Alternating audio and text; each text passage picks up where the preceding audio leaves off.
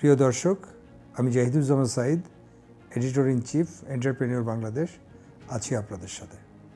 জাতীয় নির্বাচনের বিজয়ের পর এখন সবচেয়ে গুরুত্বপূর্ণ প্রশ্ন, নতুন সরকার কিভাবে অর্থনীতি পুনর্গঠন করবে।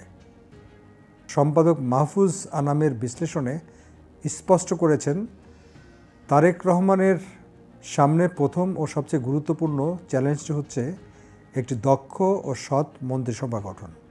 বাংলাদেশ বর্তমানে উচ্চ মুদ্রাস্ফীতি, ব্যাংক খাতের চাপ, রাজস্ব ঘাটতি এবং প্রাতিষ্ঠানিক দুর্বলতার মধ্যে রয়েছে।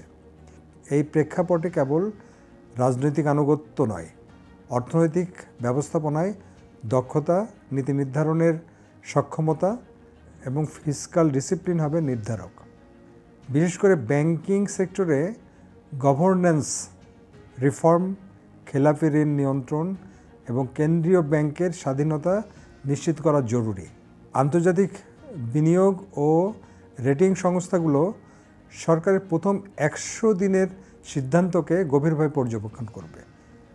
এখানে সুশাসনের একটি বাস্তব উদাহরণ হিসেবে প্রায়ই উল্লেখ করা হয় লি ক্যান ইউয়ের নেতৃত্বাধীন সিঙ্গাপুর মডেল, যেখানে রাজনৈতিক স্থিতিশীলতার সঙ্গে কঠোর প্রশাসনিক দক্ষতা যুক্ত হয়েছিল। নতুন সরকারের জন্য বার্তা খুবই স্পষ্ট দর্শক, পরিকল্পনা যথেষ্ট নয়, বাস্তবায়নে আসল।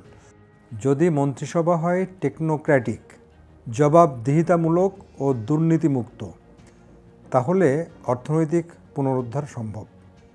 বাংলাদেশ এখন রাজনৈতিক পরিবর্তনের নয়, প্রাতিষ্ঠানিক পুনর্গঠনের সন্ধিক্ষণে। আরও নীতি নির্ভর বিশ্লেষণের জন্য সঙ্গেই থাকুন দর্শক, এবং আপনাদের মতামত দিন। ধন্যবাদ।